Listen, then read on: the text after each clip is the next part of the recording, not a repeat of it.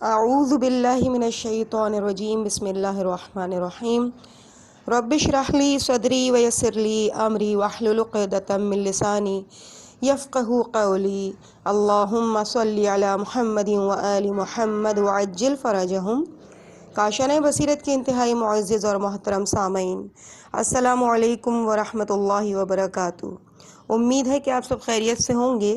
میں آپ کی ریڈر زہرا علی آپ کی خدمت میں کتاب مولا علی علیہ السلام مدینے میں 25 سال کی ریڈنگ کے پارٹ نمبر 16 کے ساتھ حاضر ہوں۔ پیج نمبر ہے 260 اور ہیڈنگ جس کا آغاز ہونے والا ہے وہ ہے حضرت علی علیہ السلام کو شہید کرنے کی سازش۔ شام پر حملہ کرنے کی تیاری مکمل ہو چکی تھی، لشکر تیار تھا۔ 10,000 جاں بازوں کو امام حسین علیہ السلام کے ماتحت کیا، 10,000 کو قیس ابن سعد ابن عبادہ کی ماتحتی میں کیا۔ اسی طرح حضرت ابو ایوب انصاری کے ماتحت 10,000 جاں باز رکھ کر باقی کے لشکر پر مختلف امیر نامزد کیے۔ 60,000 کا لشکر جرار جس نے جناب امیر کے ہاتھ پر موت کی بیعت کی تھی، جب تیار ہو گیا تو آپ نے آخری حجت کے طور پر معاویہ ابن ابو سفیان کو خط لکھا۔ حیدر کرار میں الحاج سید نظر حسین شاہ نے صفحہ نمبر 265 اور 266 پر تفصیلی خط درج کیا ہے، میں اس کی چند سطور نقل کر رہا ہوں۔ خدا کی قسم کھا کر کہتا ہوں، ایسی قسم جس میں ذرا بھی جھوٹ نہیں، کہ قسمت نے اگر مجھے اور تمہیں کبھی یکجا کر دیا تو تمہارا وہ حال کروں گا کہ ہمیشہ کے لیے دنیا میں ضرب المثل بن جاؤ گے۔ خود تمہارے گھر میں گھس کر تمہیں جھنجھوڑتا رہوں گا یہاں تک کہ خدا ہم دونوں میں فیصلہ کر دے۔ بعض مورخین نے لکھا ہے کہ چند کٹر قسم کے خوارج اکٹھا ہوئے، جن میں اعضاء و رفقا نہروان کی جنگ میں جن کے مارے گئے تھے۔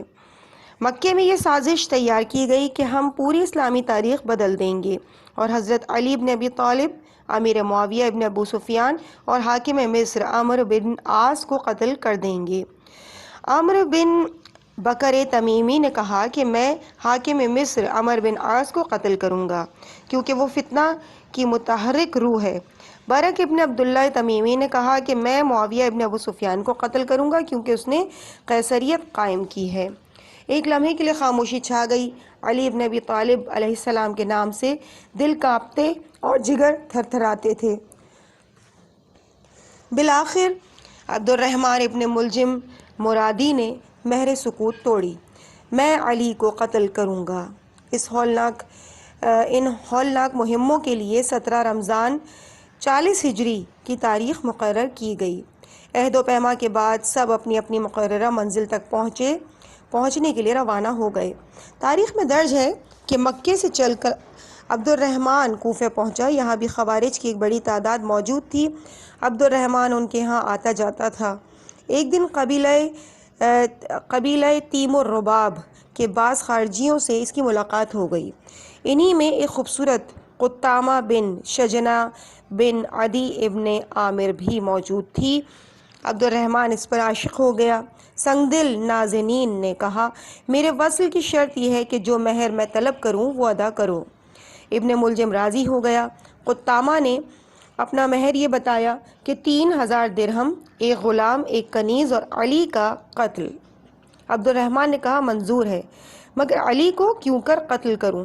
خونخوار معشوقہ نے جواب دیا، چھپ کر۔ روایتوں سے ثابت ہے کہ جناب امیر کے قلب میں آنے والے حادثے کا احساس پیدا ہو گیا تھا۔ عبد الرحمن ابن ملجم کی طرف دیکھتے ہوئے محسوس کرتے کہ اس کے ہاتھ خون سے رنگین ہونے والے ہیں۔ ابن سعد کی ایک روایت میں ہے کہ آپ فرماتے تھے کہ خدا کی قسم مجھے حضرت صلی اللہ علیہ وآلہ وسلم نے بتلایا ہے کہ میری موت قتل سے ہوگی۔ عبد الرحمن ابن ملجم 2 دفعہ بیعت کے لیے آیا مگر آپ نے لوٹا دیا۔ تیسری دفعہ آیا تو آپ نے فرمایا، سب سے زیادہ بدبخت آدمی کو کون چیز روک رہی ہے؟ واللہ یہ چیز، اپنی داڑھی کی طرف اشارہ کر کے فرمایا، ضرور رنگی جانے والی ہے۔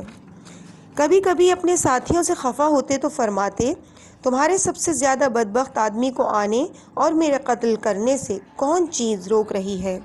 خدایا، میں ان سے اکتا گیا ہوں اور یہ مجھ سے اکتا گئے ہیں، مجھے ان سے راحت دے اور انہیں مجھ سے راحت دے۔ ایک دن خطبے میں فرمایا، قسم اس پروردگار کی کہ جس نے بیج اگایا اور جان پیدا کی، یہ ضرور اس سے رنگی جانے والی ہے، اپنی داڑھی اور سر کی طرف اشارہ کر کے۔ بدبخت کیوں انتظار کر رہا ہے؟ لوگوں نے عرض کیا، امیر المومنین، ہمیں اس کا نام بتائیے، ہم ابھی اس کا فیصلہ کر ڈالیں گے۔ فرمایا، تم ایسے آدمی کو قتل کرو گے جس نے ابھی مجھے قتل نہیں کیا ہے۔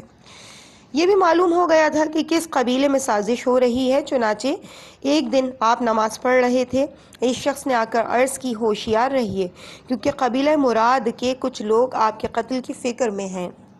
ابن ملجم کا ارادہ اس قدر مشہور ہو گیا تھا کہ خود آپ بھی اسے دیکھ کر عامر ابن معد یکرب کا ایک شعر پڑھا کرتے تھے۔ ابن ملجم برابر صفائی پیش کر کے برات کیا کرتا تھا، لیکن ایک دن جھنجھلا کر کہنے لگا، جو بات ہونے والی ہے ہو کر رہے گی۔ اس پر بعض لوگوں نے کہا، آپ اسے پہچان گئے ہیں، پھر اسے قتل کیوں نہیں کر ڈالتے؟ فرمایا، اپنے قاتل کو کیسے قتل کروں؟ امیر المومنین اپنے گھر چلے گئے۔ ماخوذ از حیدر کرار سید نظر حسین شاہ مشہدی۔ اس کے بعد اگلی ہیڈنگ ہے حضرت علی علیہ السلام کی شہادت۔ کبھی حالات ہمارے قابو میں ہوتے ہیں اور کبھی ہم حالات کے تابع ہوتے ہیں، اور یہ عمل مسلسل ہے جو وقت کی طرح کبھی نہیں رکتا، ہمیشہ رواں دواں رہتا ہے۔ پھر یہ بھی ہے کہ وقت کو تنابے ڈال کر کوئی اپنے بس میں نہیں کر سکتا، کوئی ہاتھ میں نہیں لے سکتا۔ جو شخص عامر ابن عاص کو قتل کرنا چاہتا تھا کامیاب نہ ہوا، کیونکہ عامر ابن عاص کی طبیعت کی خرابی ہی ان کے لیے باعث سلامتی قرار پائی کہ وہ گھر سے ہی نہ نکلے، اور کوتوال شہر خارجہ بن حذافہ کو نماز کے لیے بھیج دیا۔ وہ نکلے تو عمر ابن بکر نے انہی کو عامر ابن عاص سمجھ کے قتل کر دیا۔ قاتل اسی وقت پکڑا گیا اور پھر عامر ابن عاص کے حکم پر اس کی گردن اڑا دی گئی۔ برق ابن عبداللہ مسجد میں معاویہ ابن ابی سفیان کا انتظار کر رہا تھا۔ جیسے ہی وہ آئے، ان کے سر پر تلوار کا وار کیا، مگر بجائے سر کے تلوار ان کے سیرین پر پڑی اور امیر معاویہ کی جان بچ گئی۔ امیر معاویہ نے اسے قید کر دیا۔ بعض مورخین نے لکھا ہے کہ اسے قتل کر دیا۔ ماہ رمضان 40 ہجری کی رات کرب و بے چینی کی رات تھی۔ ابن ملجم حضرت علی علیہ السلام پر وار کرتے ہوئے اب بھی گھبرا رہا تھا۔ رات بھر اشعث ابن قیس کندی کی مسجد میں ان کے ساتھ باتیں کرتا رہا۔ اس نے کوفہ میں شبیب ابن بجرہ نامی ایک اور خارجی کو اپنا شریک کار بنا لیا۔ دونوں موقع کی تلاش میں تلوار لے کر مسجد میں بیٹھ گئے۔ ہیڈنگ: حضرت علی علیہ السلام کے آخری لمحات۔ تاریخ میں ہے کہ اس رات امیر المومنین کو نیند نہیں آئی۔ انہیں یقین تھا کہ یہ آخری شب ہے جس میں پیغمبر اکرم صلی اللہ علیہ وآلہ وسلم کے قول کے مطابق صبح داڑھی خون سے رنگی جائے گی۔ انسان چند لمحوں میں اپنے گزشتہ واقعات سوچ لیتا ہے۔ حضرت علی علیہ السلام نے بھی اپنے رب اور رسول خدا صلی اللہ علیہ وآلہ وسلم کی عنایات کے ساتھ اپنی خدمات کو بھی یاد کیا ہوگا۔ اللہ نے کعبے میں پیدا کیا، اس سے بڑا کیا رتبہ ہوگا؟ رسول اللہ نے لعاب دہن چسایا، خود پرورش اور پرداخت کی، دعوت ذوالعشیرہ میں اپنا وسیع جانشین و خلیفہ بنایا، پھر دامادی کا شرف بخشا، بت شکنی کے وقت اپنے کندھوں پر سوار کیا، جنگ خندق میں کل ایمان کی سند دی، علم و حکمت سے اتنا نوازا کہ میں سلونی کا نعرہ لگانے کا اہل ہوا، امیر المومنین کا خطاب دیا، مجھ سے محبت ایمان اور مجھ سے بغض کفر قرار دیا، مجھے اپنا نفس کہا، شب ہجرت اپنے بستر پر سونے کا اعزاز عطا کیا، مجھ پر اتنا بھروسہ کیا کہ امانت وغیرہ میں واپس کروں، میری مدح و ثنا میں بے شمار احادیث فرمائیں، حکم دیا کہ میرے بعد دل برداشتہ ہو کر فوری جنگ نہ کرنا، موقع آنے پر منافقوں سے جنگ کرنا۔ کتنے بڑے احسانات کیے ہیں رسول نے مجھ پر۔ کروٹ بدل کر ایک بار پھر ذہن گزشتہ واقعات کو دہرا رہا تھا کہ خداوند متعال نے مجھے ایسی قدرت، کرامت اور فضیلت دی کہ میرے ذریعے وہ اپنی مخلوق پر حجت قائم کرے۔ میری قدرت و کرامت سے لوگ اس قدر متاثر ہوئے کہ ایک فرقے نے مجھے خدا کہہ دیا، حالانکہ قدرت و اقتدار حاصل ہونے کے باوجود بھی میں اپنے معبود کے سامنے اپنی عاجزی کا اظہار کر رہا ہوں، اپنے سجدوں سے اس کی عظمت اور جلالت بتاتا رہا ہوں۔ میں نے تو یہ بھی کہہ دیا کہ ہمیں عبودیت کے درجے سے نہ ہٹاؤ، پھر جو چاہتے ہو ہماری شان میں بیان کرو، مگر پھر بھی تم ہماری شان تک نہیں پہنچ سکتے۔ اور دیکھو، غلو سے بچو اور غلو نہ کرو جو نصارہ نے کیا ہے کہ عیسیٰ ابن مریم کو خدا بنا لیا، کیونکہ میں ایسا کرنے والوں سے بے تعلق ہوں۔ ریفرنس کشف العقائد سید باقر نثار زیدی، صفحہ نمبر 44، بحوالہ سورہ النساء، تفسیر سورہ النساء، آیت نمبر 171۔ ایسے ہی غالیوں کو کل میری شہادت کے بعد علم ہو جائے گا کہ میں صرف اللہ کا عبادت گزار بندہ ہوں۔ پھولوں کی سیج پر آرام کی نیند سونا آسان ہے، مگر کانٹوں پر بستر لگائے رکھنا مشکل ہے۔ آج کی شب حضرت علی اپنے معبود کی شکر گزار، اس کی لامتناہی عنایتوں پر مسرور، اس سے ملاقات کی مشتاق، کروٹوں پر کروٹیں بدل رہے تھے۔ انہیں وہ لمحات بھی یاد آ رہے ہوں گے کہ جب پیغمبر کو آخری غسل دے رہے تھے اور دختر رسول بچوں کو سنبھال رہی تھیں۔ امام حسن تو 7 سال کے تھے، امام حسین بھی 6 سال کے تھے، بی بی زینب 5 سال کی تھیں اور ام کلثوم تو اس وقت 3 ہی سال کی تھیں۔ میرے جگر کے ٹکڑوں نے ماں کے ساتھ نانا کے آخری دیدار میں کیا حالت بنا رکھی تھی۔ رحلت پیغمبر کے بعد میرا حق خلافت تو جانے دیں، رسول کی بیٹی کا حق باغ فدق بھی نہ ملا۔ رسول کے احکامات پر خاموشی اختیار کی اور جبر برداشت کرتا رہا، ہمیشہ رسول کے احکامات پر عمل کیا اور 25 سال خاموش رہ کر تلوار نہیں اٹھائی، لیکن خلفاء کو مشوروں اور فیصلوں سے دین و اسلام پر حرف نہیں آنے دیا۔ لوگوں نے 25 سال بعد خلافت کا بوجھ ڈال دیا، اس پر بھی ہمیشہ کی طرح فلاح دین کو مقدم جانا، نہ صرف اسلامی حکومت کا خاکہ پیش کیا بلکہ اس پر عمل بھی کر کے دکھایا، جس کے لیے 3 لڑائیاں لڑنی پڑیں۔ حضرت امام حسن علیہ السلام سے روایت ہے کہ سحر کے وقت میں حاضر ہوا تو فرمایا، فرزند، رات بھر میں جاگتا رہا ہوں، ذرا دیر ہوئی، بیٹھے بیٹھے آنکھ لگ گئی، خواب میں رسول اللہ کو دیکھا۔ میں نے عرض کی، یا رسول اللہ، آپ کی امت سے میں نے بڑی تکلیف پائی ہے۔ فرمایا، دعا کرو، خدا تمہیں ان سے چھٹکارا دے دے۔ اس پر میں نے دعا کی، خدایا مجھے ان سے بہترین رفیق عطا فرما اور انہیں مجھ سے بدتر ساتھی دے۔ حضرت امام حسن علیہ السلام فرماتے ہیں کہ اسی وقت مؤذن ابن البناح حاضر ہوا اور پکارا، لوگوں نماز۔ میں نے آپ کا ہاتھ تھام لیا اور آپ اٹھے۔ ابن البنا آگے تھا، میں پیچھے۔ دروازے سے باہر نکل کر آپ نے پکارا، لوگوں نماز۔ روز آپ کا یہی دستور تھا کہ لوگوں کو نماز کے واسطے مسجد میں آنے کے لیے جگاتے تھے۔ مسجد میں ابن ملجم چھپ کر موقع کی تاک میں لیٹا ہوا تھا۔ اذان ہو گئی، حضرت علی کی امامت میں نماز شروع ہوئی۔ آپ سجدے میں تھے کہ ابن ملجم نے زہر میں بجھائی ہوئی تلوار کا بھرپور وار کیا۔ تلوار کا وار آپ کی پیشانی پر پڑا، اس کی دھار دماغ تک اتر گئی۔ زخم کھاتے ہی آپ نے بلند آواز میں فرمایا، فزتو برب الکعبہ، کعبے کے رب کی قسم میں کامیاب ہو گیا۔ ریفرنس خصائص امیر المومنین، صفحہ نمبر 36، ارشاد مفید، صفحہ نمبر 51۔ ہیڈنگ ہے، ضربت پر اعلان کامیابی۔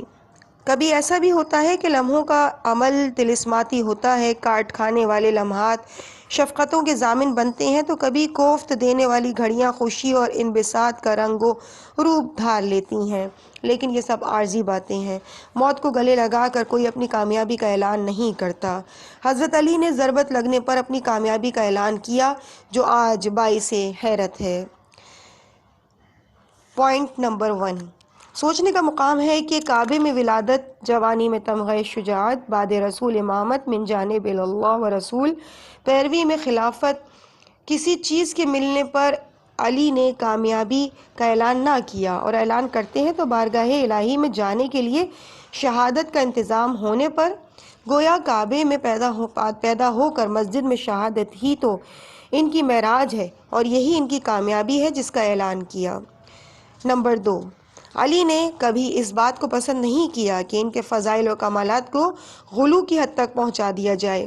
ضربت لگنے پر یہ ثابت ہو گیا کہ وہ اللہ نہیں، اللہ نے ان کی ابدیت کی لاج رکھ لی اور اسی کامیابی کا انہوں نے اعلان کیا۔ نمبر 3، حضرت علی کو سرور کائنات نے بے شمار اسناد عطا کی، فضائل اس طرح بیان کیے کہ اگر تمام دنیا کے دریا سیاہی بن جائیں اور درخت قلم ہو جائیں اور جن و انس لکھنے اور حساب کرنے والے ہوں، تب بھی علی ابن ابی طالب کے فضائل کا احسان نہیں کر سکتے۔ ریفرنس کشف الغمہ صفحہ نمبر 53، ورقہ المطالب 14 ستارے مولانا نجم الحسن کراروی صفحہ نمبر 133۔ اس سے زیادہ تعریف کیا ہو سکتی ہے، مگر علی اپنی کامیابی کا اعلان نہیں کرتے۔ نمبر 4، حضرت نے علی کو اپنے شہر علم کا دروازہ کہا، دنیا کے تمام علوم کا واقف و ماہر بنایا کہ انہوں نے ممبر پر بیٹھ کے سلونی کا دعویٰ بھی کیا، کسی کامیابی کا اعلان نہ ہوا۔ نمبر 5، یہ بھی ایک عظیم حقیقت ہے کہ جنگ احد ہو یا بدر، جنگ خندق ہو یا خیبر، کل کفر کے مقابلے میں رسول سے کل ایمان ہونے کی سند ملے، جنگ حنین ہو یا جنگ بیر العلم، جس میں 20,000 جنوں کو قتل کر کے 24,000 قبائل کو مسلمان بنایا۔ ریفرنس متعدد حوالوں کے ساتھ 14 ستارے مولانا نجم الحسن کراروی صفحہ نمبر 124 اور 125۔ کوئی بتلا سکتا ہے کہ ان تمام فتوحات میں کبھی علی نے کامیابی کا خود اعلان کیا ہو؟ یہاں تو بس رضا الہی ہی مقصود تھا۔ دراصل کامیابی اور ناکامی کا معیار ہی مقصد کا حصول ہے۔ مقصد فوت ہو جائے تو راحت اور دولت کے انبار فضول اور بے معنی ہیں۔ علی کا مقصد ہی یہ تھا کہ دین و اسلام سلامت رہے، اس کے لیے وہ رسول کی زندگی میں اور ان کے بعد بھی دن و رات محنت کرتے رہے، اور یہی جذبہ حفاظت دین و اسلام تھا جو کامیابی کے اعلان میں پنہاں تھا۔ ہیڈنگ: وقت آخر۔ ضربت کے بعد عبد الرحمن ابن ملجم پکڑا گیا۔ آپ نے حضرت امام حسن علیہ السلام سے فرمایا، یہ قیدی ہے، اس کی خاطر تواضع کرو، اچھا کھانا دو، نرم بچھونا دو۔ میں اگر زندہ رہا تو اپنے خون کا سب سے زیادہ دعوے دار میں ہوں، قصاص لوں گا یا معاف کر دوں گا، اور اگر مر جاؤں تو اسے بھی میرے پیچھے روانہ کر دینا۔ رب العالمین کے حضور اس سے جواب طلب کروں گا۔ آپ کے لیے جو دودھ کا پیالہ تیار کیا گیا تھا، اس کو ابن ملجم کو پلوا دیا، پھر نصیحتیں فرمائیں۔ 19 رمضان بروز جمعہ صبح حضرت علی علیہ السلام کا فرق مبارک پر ضرب لگی۔ 2 دن کرب و بے چینی میں گزارے، مگر اف نہ کی۔ کچھ دیر بعد بے ہوش ہو گئے۔ ہوش آنے پر اپنے صاحبزادوں امام حسن امام حسین علیہ السلام کو بلا کے فرمایا، میں تم دونوں کو تقوی الہی کی وصیت کرتا ہوں، اور اس کی کہ دنیا کا پیچھا نہ کرنا، اگرچہ وہ تمہارا پیچھا کرے۔ جو چیز تم سے دور ہو جائے اس پر نہ کڑھنا، ہمیشہ حق بات کرنا، یتیم پر رحم کرنا، بے کس کی مدد کرنا، آخرت کے لیے عمل کرنا، ظالم کے دشمن بننا، مظلوم کے حامی بننا، کتاب اللہ پر چلنا، خدا کے باب میں ملامت کرنے والوں کی ملامت کی پرواہ نہ کرنا۔ یہ صرف بیٹوں ہی کے لیے نہیں، سارے زمانے کے لیے وصیت تھی۔ وقت آخر تک وصیت کا سلسلہ جاری رہا، اور 21ویں ماہ رمضان 40 ہجری کو آپ نے اس دنیا سے رحلت فرمائی۔ انا للہ و انا الیہ راجعون۔ ہیڈنگ: حضرت علی علیہ السلام کی شہادت کے اثرات۔ علی شہید ہوئے، لیکن ابن ملجم کی زہر میں بجھی ہوئی تلوار ان کی دائمی زندگی نہ چھین سکی۔ کئی حکومتیں آئیں اور گئیں، بڑے سے بڑا بادشاہ پیوند خاک ہوا، دنیا ان کے ناموں سے بھی واقف نہیں، لیکن علی جو کل تھے وہی آج ہیں۔ دنیاوی خلافت تو صرف 4 سال 9 ماہ رہی، جو خانہ جنگیوں، نزاعات اور فسادات میں گزر گئی۔ دنیا حیران ہے کہ ان حالات میں مقابلہ کرتے ہوئے وہ کیسی مثالی کردار ادا کرتے رہے اور تعمیری امور میں بھی توجہ دی۔ 25 سالہ خاموشی میں جن اصلاحی کاموں کا بیڑا اٹھایا تھا، انہیں بھی پایہ تکمیل تک پہنچایا، خلافت کو رسالت کا آئینہ دکھایا، اور اسلامی حکومت کا عظیم الشان دستور ان کا عظیم کارنامہ ہے۔ دنیاوی خلافت کے اعتبار سے علی کی خلافت آخری تھی، پھر امام حسن علیہ السلام کے بعد حاکمیت کا تصور پیدا ہو گیا۔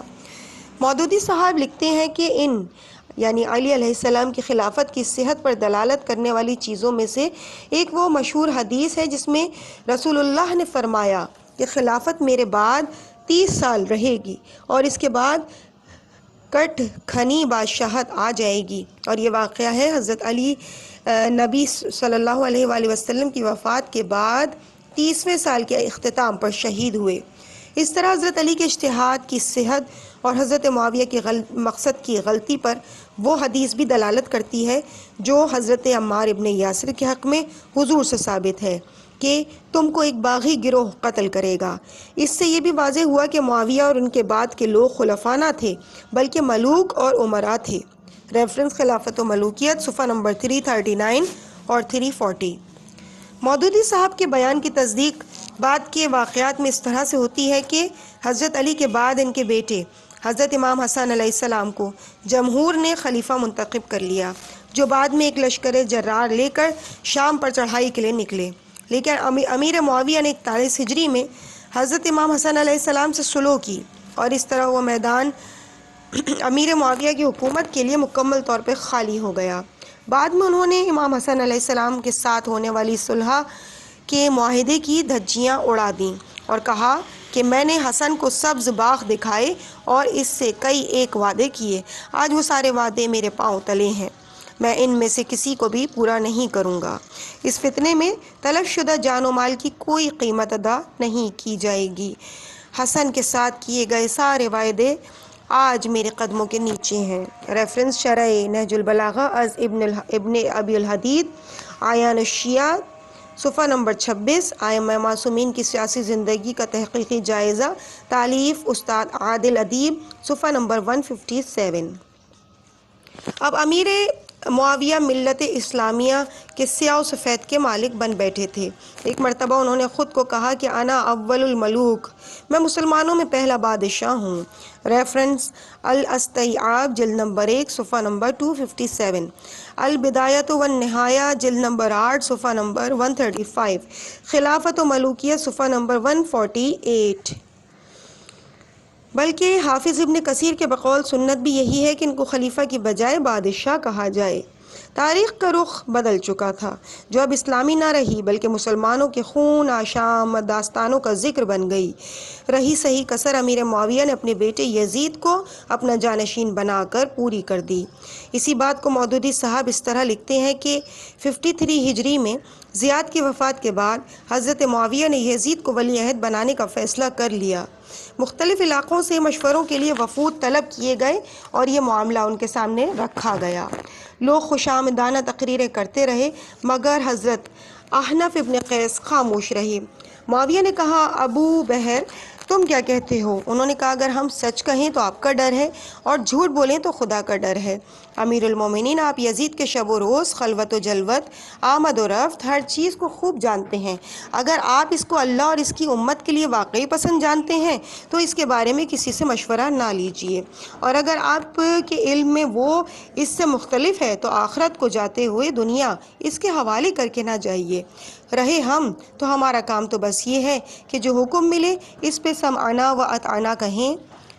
ریفرنس خلافت و ملوکیت صفحہ نمبر 151 152، بہاوالہ ابن الاسیر جلد نمبر 3 صفحہ نمبر 250 251 اور البدایہ جلد نمبر 8 کا صفحہ نمبر 80۔ مودودی صاحب اپنی رائے دیتے ہوئے لکھتے ہیں کہ یزید بجائے خود اس مرتبے کا آدمی نہ تھا کہ حضرت معاویہ کا بیٹا ہونے کی حیثیت سے قطع نظر کرتے ہوئے کوئی شخص یہ رائے قائم کرتا کہ حضرت معاویہ کے بعد امت کی سربراہی کے لیے وہ موزوں ترین آدمی ہے۔ ریفرنس خلافت و ملوکیت صفحہ 150، اشاعت 25 جون 1998۔ تمام تر حالات جانتے ہوئے بھی امیر معاویہ نے یزید کو خلیفہ مقرر کر دیا اور لوگوں سے بیعت بھی کرا لی، لیکن حسین ابن علی اور ان کے اعزاء و رفقا نے دین و اسلام کی بقا کے لیے بیعت سے انکار کر دیا، جس کے نتیجے میں یزید نے کربلا کی خون کا داستان رقم کر دی۔ انجام تو اس کا یہی ہونا تھا کہ رہا نہ دور یزیدی نہ تاج و تخت یزید، مگر حکومت شاہ انعام باقی ہے۔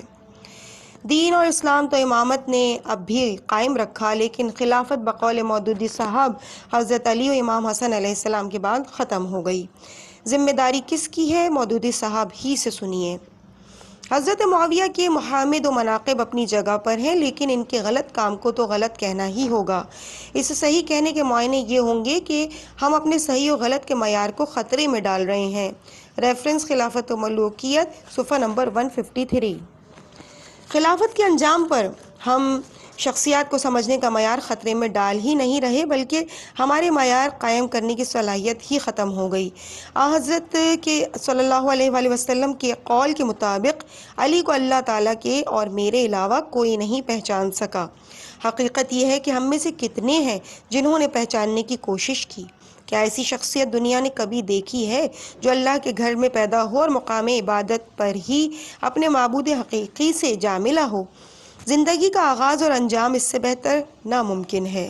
زندگی اور شہادت کے درمیان محیر العقول کارنامہ کو دیکھ کر بعضوں نے ان کی تقلید کرنا اپنا فرض ایمانی قرار دیا۔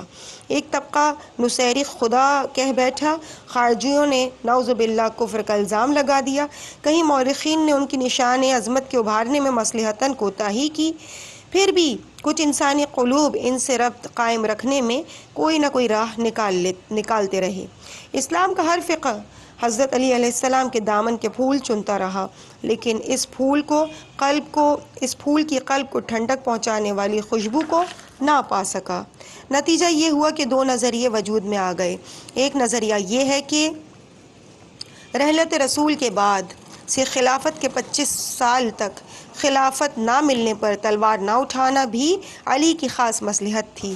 وہ خلفائے ثلاثہ کو مشورے بھی ضرور دیتے رہے، لیکن فرصت میں وہ اپنی زندگی کا نصب العین اپنے بچوں کو دے کر اپنی نمائندگی تا قیامت قائم رکھنا چاہتے تھے۔ ان کے بچے امام حسن، امام حسین علیہ السلام اس وقت کم سن تھے۔ ان کی حفاظت اور رہنمائی ضروری تھی۔ نبی اکرم نے فرمایا، اے جابر، امام 12 ہیں، جن میں پہلا امام علی بن ابی طالب اور آخری قائم حجت علیہ السلام ہے۔ ریفرنس غایۃ المرام، صفحہ نمبر 244۔ علامہ بحرانی، تشریح سورہ مائدہ آیت نمبر 12، علی فی القرآن، آقا سید صادق حسینی شیرازی، صفحہ نمبر 111۔ امام باقر علیہ السلام نے فرمایا کہ زمین بغیر امام باقی نہیں رہ سکتی، خواہ امام ظاہر ہو یا غائب۔ اس کا ریفرنس ہے علل الشرائع اردو، مؤلف شیخ صدوق علیہ الرحمہ، جلد نمبر اول، صفحہ نمبر 228۔ چنانچہ امام آتے رہے اور لوگ مانیں یا نہ مانیں امت کی رہنمائی کرتے رہے، اور علی یہی چاہتے تھے۔ ملوکیت ائمہ کو راستوں سے ہٹاتی رہی، ایک کے بعد دوسرا جانے والا امامت کی جگہ سنبھالتا رہا، حتیٰ کہ جب 11ویں امام امام حسن عسکری علیہ السلام رخصت ہوئے تو 5 سال کی عمر میں مہدی آخر الزمان علیہ السلام نے آخری امامت کی باغ ڈور سنبھال لی۔ ملوکیت نے انہیں بھی اپنے شکنجے میں جکڑنا چاہا تو اللہ نے حضرت عیسیٰ کی طرح انہیں بھی پردہ غیب میں ڈال دیا۔ دنیا والوں کی نظر میں اتنے عرصے بقید حیات رہنا خلاف معمول ہو، مگر ہم خدائی خلقت ادریس و عیسیٰ جیسی ہو علیہم السلام، اور ہم حضرت خضر و الیاس علیہم السلام کی زندگیوں کے قائل ہوں، تو نظام قدرت میں ہم اس بات کے کیسے منکر ہو سکتے ہیں کہ آخری امام کسی جزیرہ خضرا میں مقیم ہے اور اپنے وقت پر دنیا سے فسق و فجور دور کرنے حضرت عیسیٰ کے ساتھ آئیں گے اور اثاثہ پیغمبری لے کر آئیں گے۔ میر محبوب علی خان مرحوم سابق تاجدار دکن نے سچ ہی کہا ہے کہ خدا کے راز رسالت معاب سمجھے ہیں، علی کے سر خفی بو تراب سمجھے ہیں، علی نبی سے نبی ہیں علی سے یہ حق ہے، ہم اس حدیث کو ام الکتاب سمجھے ہیں، جو سچ کہو تو خدائی میں بندہ یکتا، علی کو بعد رسالت معاب سمجھے ہیں۔ چلیے اس نظریے کے مطابق ہمیں ایک راستہ تو مل گیا، لیکن دوسرا نظریہ بھی ہے جس کا جواب عوام الناس کے پاس نہیں ہے، وہ یہ کہ جو کچھ ہوا اس پر صبر کیا جائے، تاریخ کا حصہ سمجھ کر آگے بڑھا جائے۔ مگر کیا یہ ملت کے المیوں کا حل ہے؟ ہرگز نہیں۔ ہر صاحب فکر کو اپنی دانست اور شعور کے مطابق حق کا ساتھ دینا چاہیے، اپنے وجود کو اتفاق نہیں اپنے سبب خلقت کو سمجھنا چاہیے۔ حق کی جستجو ہی انسان کو خالق کے قریب اور اس کی اطاعت سے نزدیک کر سکتی ہے، جس کی رہنمائی علی نے مہد سے لحد تک کی ہے۔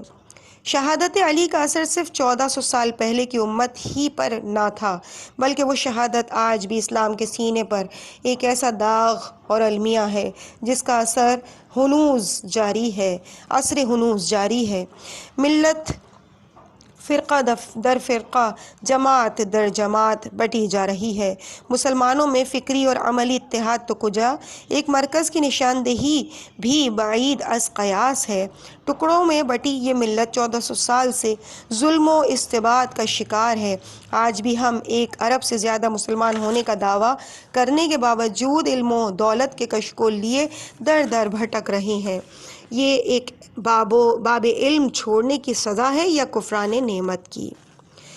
جب تک ملت میں ظالم کو ظالم اور مظلوم کو مظلوم کہنے اور اس کا ساتھ دینے کی جرأت نہیں ہوگی، خدا اس قوم کی حالت نہیں بدلے گا۔ اللہ، قرآن اور رسول کے ساتھ دین بھی ایک ہی ہے۔ ہم کیوں دینی معاملات میں الجھ کر دور خلفاء میں ترقی و تنزلی تلاش کرنے بیٹھ جاتے ہیں؟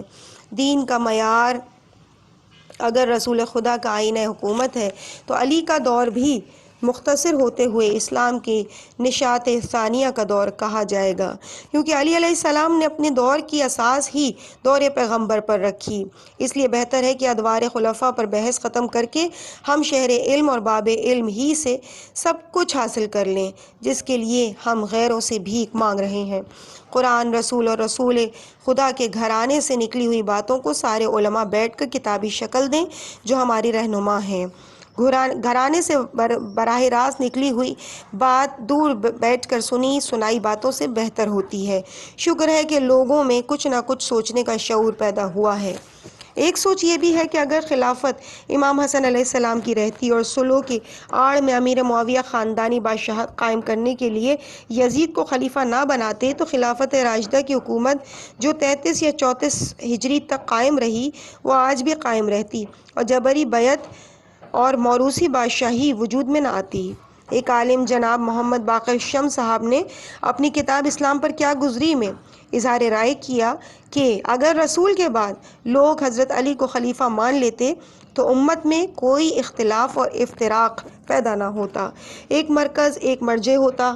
اگر آج بھی مسلمان احکام اسلام حضرت علی سے لیں، ان کو چوتھا خلیفہ ہی مانتے ہوئے، تو بہت سے اختلافات ختم ہو جائیں گے، جبکہ سب اس کے قائل ہیں کہ حضرت علی سے زیادہ عالم قرآن اور سنت کوئی نہ تھا، اور حضرت عمر مشکل معاملات میں انہی سے رجوع کیا کرتے تھے، تو یہ عین ثواب ہوگا اور امت کی بھلائی کے لیے ضروری ہے۔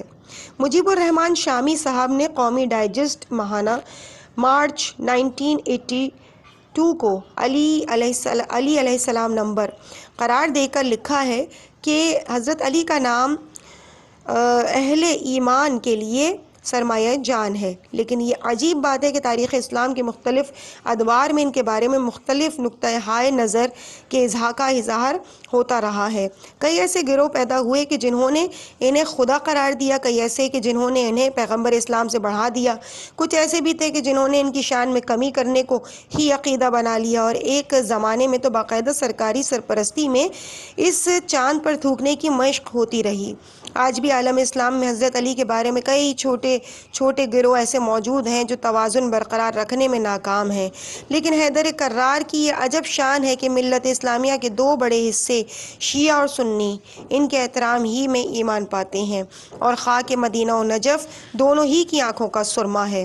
آج جبکہ دنیا بھر میں نظریاتی آویزش پائی جاتی ہے اور برپا ہے اور عالم اسلام کے خلاف سازشیں زوروں پر ہیں، مسلمان معاشروں کے اندر بھی دشمنوں نے انتشار برپا کر رکھا ہے اور فرقہ بندی ان کا سب سے بڑا ہتھیار ہے۔ ہمارے دشمن فرقہ بازوں کی سرپرستی کر رہے ہیں اور یوں مسلمان آستینوں میں پلنے والے سانپ ہی ان کو ڈسنے لگے ہیں۔ ایران میں اسلامی انقلاب نے اسلام دشمنوں کی تشویش اور اضطراب میں کئی 100% اضافہ کر دیا ہے اور سازشوں کا ایک نیا طوفان اٹھایا جا رہا ہے۔ سنی اور شیعہ کے نام پر پھر کشمکش ابھاری جا رہی ہے۔ اس ماحول میں ہم نے یہ فیصلہ کیا کہ حضرت علی علیہ السلام کی متفق علیہ شخصیت پر ایک جامع دستاویز قارئین کے سامنے پیش کی جائے اور شیعہ اور سنی دونوں اس راحت جاں کے افکار، خیالات اور تعلیمات سے استفادہ کرتے ہوئے اپنے اختلافات کو پھیلانے کی بجائے سمیٹیں اور اللہ کے دشمنوں کے مقابلے میں اس طرح ایک ہو جائیں جس طرح حضرت علی نے اپنے ہم عصروں سے اپنے اختلاف دشمنان اسلام کے مقابلے میں بھلا دیے تھے۔ آئیے انہی افکار کی روشنی میں ہم سب مل کر ایک ایسا معاشرہ تشکیل دیں جو ہمارے لیے باعث افتخار ہو۔ حضرت علی کا کردار نہ صرف معاشرے کی اصلاح کا ضامن ہے بلکہ حصول حیات کی فلاح و بہبود کا ذمہ دار بھی ہے۔ خدا امت توحید و رسالت کو خیر حاصل کرنے کی توفیق عطا فرمائے، ہمارے معاشرے کو ہر شر اور آفت سے محفوظ رکھے، جس میں نہ کوئی نصیری ہو نہ بدگمان۔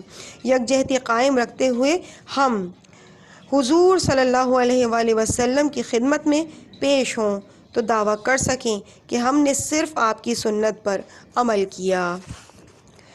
عزیز سامعین کرام، اس مقام پر ہم اس حصے کو یہیں مکمل کرتے ہیں اور الحمدللہ اس حصے کی تکمیل کے ساتھ ساتھ اس کتاب کا بھی حصہ اول اختتام کو پہنچا، اور اس کے بعد اب اس کتاب کے حصہ دوم کا آغاز ہوگا، انشاءاللہ اگلے پارٹ میں آپ کے سامنے پیش کیا جائے گا، اور حصہ نمبر 2 کا آغاز 280 صفحے سے ہوگا اور اختتام ہوگا صفحہ نمبر 425 پہ۔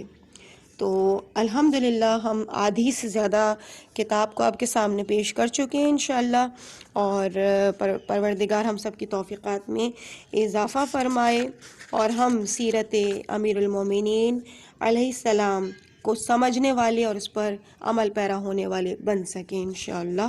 الہی آمین۔ مجھے اپنی دعاؤں میں یاد رکھیں۔